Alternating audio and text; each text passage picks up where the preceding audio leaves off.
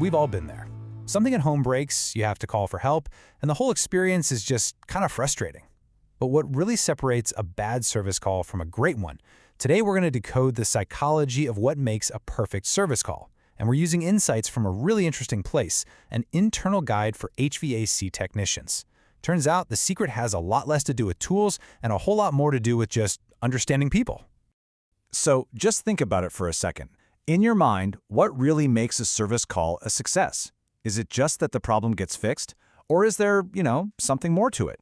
The answer might actually surprise you, and it has way less to do with wrenches and parts than you'd probably guess. And here it is. This is the big idea, the core of it all. The best professionals, they get that they aren't just fixing a broken box. They're walking into someone's home during a really stressful moment. Your AC dies on the hottest day of the year, your furnace gives out in the middle of winter. That's a moment of real anxiety. A great service call is all about handling that human emotion first. And that brings us to what is, honestly, the most critical part of the entire interaction, those first 5 minutes. The source material is crystal clear on this. A customer makes up their mind about you before you've even opened your toolbox. This is where you either win their trust or you lose it. And just look at what this kind of preparation involves. It's not about checking equipment, is it? It's a mental checklist. A real pro doesn't just bolt out of the truck and rush to the door. They take a second. They get focused, they remember the customer's name, and they remind themselves to listen before they talk. That tiny pause, that's what prevents that rushed, chaotic first impression that can put a homeowner on edge right away. And you can see how that mental prep immediately turns into action. Now, these things seem small, don't they? But they're huge signals. Not blocking a driveway, offering to wear shoe covers. These actions are screaming, I respect your space, and I'm a careful professional. It shows you care about their home, not just the machine you're there to fix. And then you have the greeting. This looks so simple, but it is packed with psychology. It's confident, but it's not aggressive. It's personal, he uses her name, and it starts with gratitude.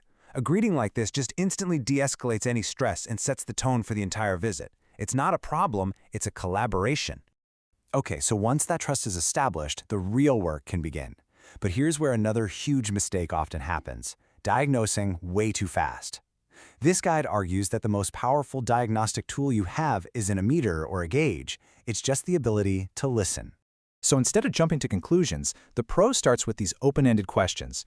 See, these questions invite the homeowner to tell a story, and hidden in that story are the crucial clues, the little patterns and details that are going to lead to a way faster, way more accurate diagnosis.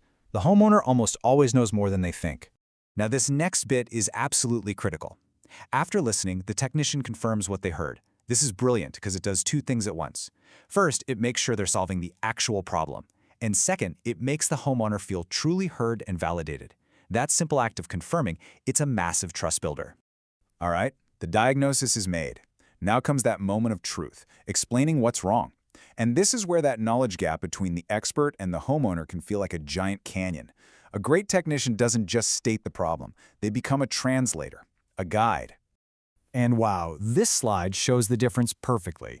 On the left, you've got this confusing jargon that just makes the customer feel kind of dumb and powerless. But on the right, you have a simple, clear explanation that empowers them. It's not about dumbing things down. It's about giving the homeowner a real understanding so they can make a confident decision.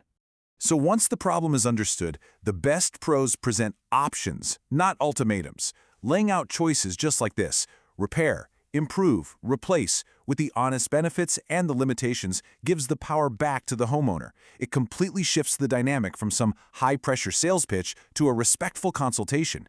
You become their trusted advisor, not just a repair person. The work is done, the system is humming along.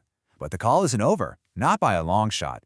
This guide argues that those final moments are what people remember the most vividly. It's what turns a good experience into a truly great one. It's these final steps that really cement that positive experience. Cleaning up, that shows the ultimate respect for their home. A quick review of the work gives them closure and builds confidence. Offering a simple tip like when to change the filter shows you're thinking about them down the road. And finally, expressing appreciation. This simple statement of gratitude is so powerful. It reframes the entire interaction. The homeowner wasn't a problem to be solved, they were a person who needed help. And that feeling is what creates not just a satisfied customer, but a loyal one. So when you put all these little pieces together, from that mental check before you even knock on the door to that final thank you as you leave, you get this clear, repeatable formula for excellence.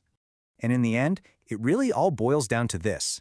Technical skill, that's just a price of admission. That's what gets you in the door. But it's the professional service, the listening, the respect, the clear communication, that's what actually builds the relationship.